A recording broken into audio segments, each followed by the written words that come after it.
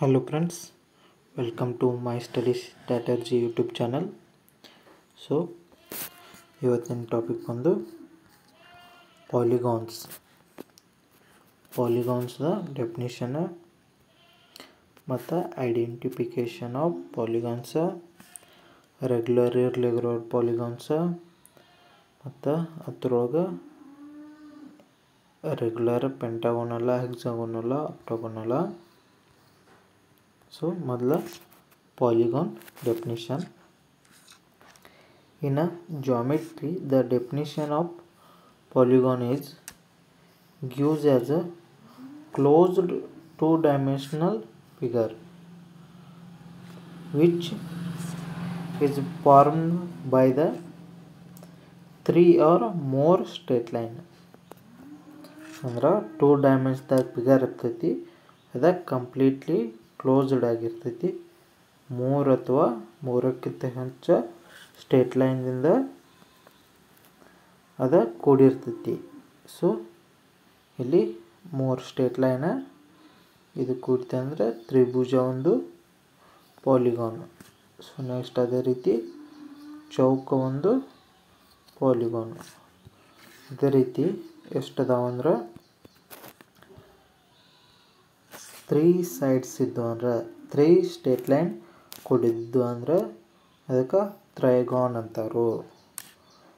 4 sides ಕೂಡಿದ್ದು ಅಂದ್ರೆ ಅದಕ್ಕೆ ಟೆಟ್ರಾಗಾನ್ ಅಂತಾರು. 5 ಸೈಡ್ಸ್ ಕೂಡಿದ್ದು ಅಂದ್ರೆ ಅದಕ್ಕೆ ಪೆಂಟಾಗಾನ್ ಅಂತಾರು. 6 ಸೈಡ್ ಕೂಡಿದ್ದು ಅಂದ್ರೆ ಅದಕ್ಕೆ ಹೆಕ್ಸಾಗಾನ್ ಅಂತಾರು. 7 ಸೈಡ್ಸ್ ಕೂಡಿದ್ದು ಅಂದ್ರೆ ಅದಕ್ಕೆ ಹೆಪ್ಟಾಗಾನ್ ಅಂತಾರು. 8 ಸೈಡ್ಸ್ ಕೂಡಿದ್ದು ಅಂದ್ರೆ ಅದಕ್ಕೆ ಆಕ್ಟಾಗಾನ್ ಅಂತಾರು.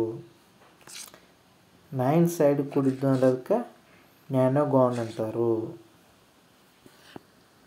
ಅದೇ ರೀತಿ 10 ಸೈಡ್ಸ್ ಕೂಡಿದ್ದು ಅಂದ್ರೆ ಅದಕ್ಕೆ ಡೆಕಾಗಾನ್ ಅಂತಾರು. ಸೊ ಅದೇ ರೀತಿ ಟೋಟಲ್ 20ವರೆಗೆ ಇದಾವು, ನೀವು ನೋಡ್ಕೋಬೋದು. Next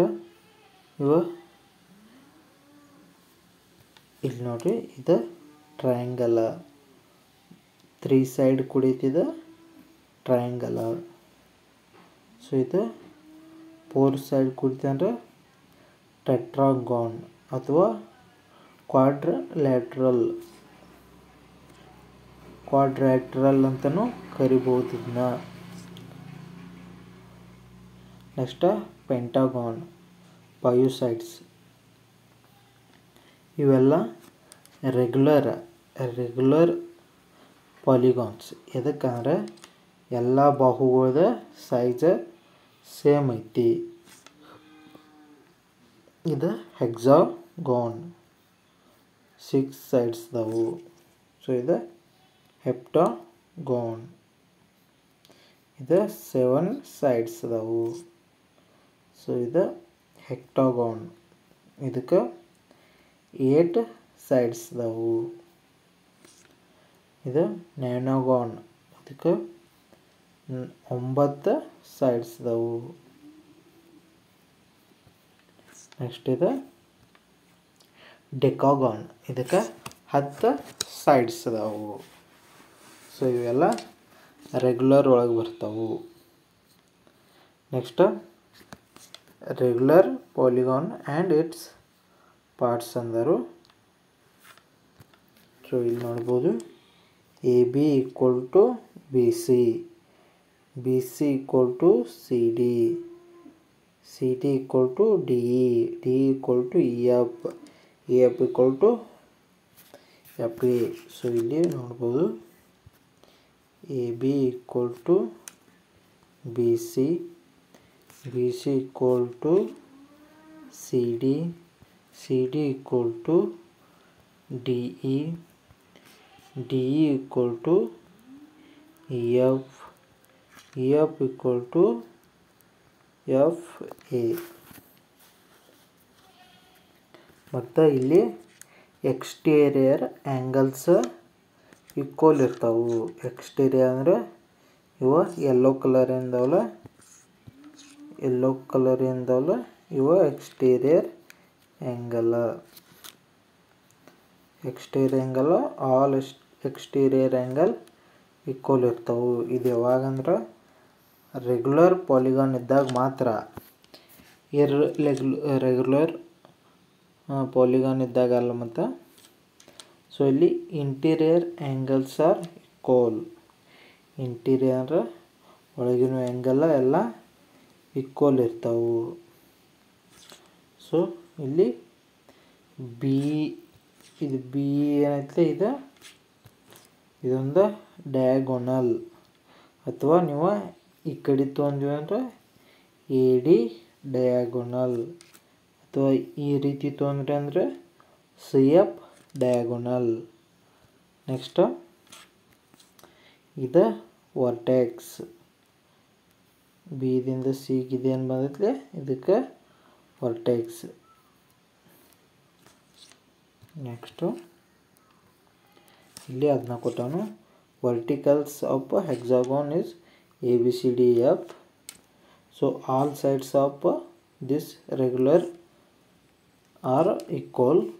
That is AB equal to BC, BC equal to CD, CD equal to D, D equal to EF, EF equal to FA.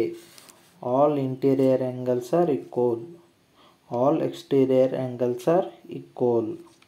So B is the diagonal. Next, in a difference of regular polygon and irregular polygon.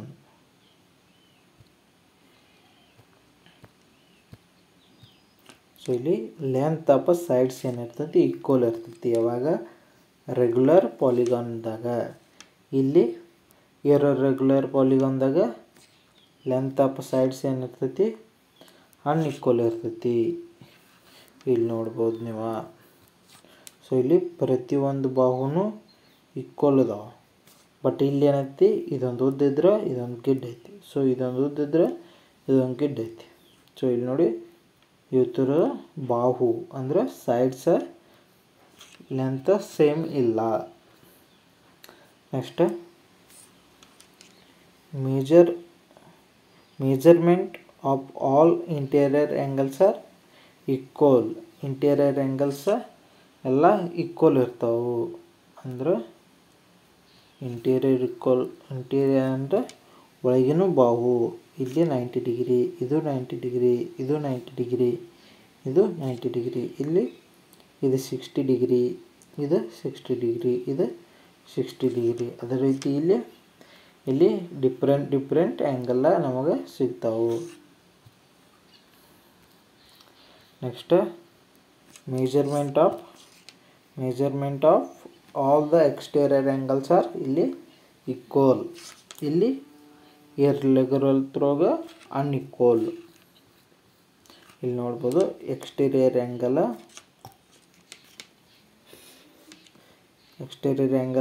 ಈ ರೀತಿ ತೊಗೊಂಡಾಗ ಇಲ್ಲಿ ಹೊರಗಿನವು. So ಈ ರೀತಿ ತೊಗೊಂಡಾಗ ಇವು ಹೊರಗಿನ angle. ಈ ರೀತಿ ತೊಗೊಂಡಾಗ ಇಲ್ಲಿ ಹೊರಗಿನ ಆ್ಯಂಗಲ್ ಏನಾಗಿರ್ತಾವೆ ಈಕ್ವಲ್ ಆಗಿರ್ತಾವೆ. ಬಟ್ ಇಲ್ಲಿ ಡಿಫ್ರೆಂಟ್ ಆ್ಯಂಗಲ್ ಸಿಗ್ತಾವೆ ನಮ್ಗೆ. ಇದು ರೆಗ್ಯುಲರ್ ಪಾಲಿಗಾನ್, ಇದು ಇರ್ರೆಗ್ಯುಲರ್ ಪಾಲಿಗಾನ್. ಸೊ ಇಲ್ಲಿಗೆ ಈ ಚಾಪ್ಟರ್ ಕ್ಲೋಸ್ ಆಯ್ತು. Thank you for watching.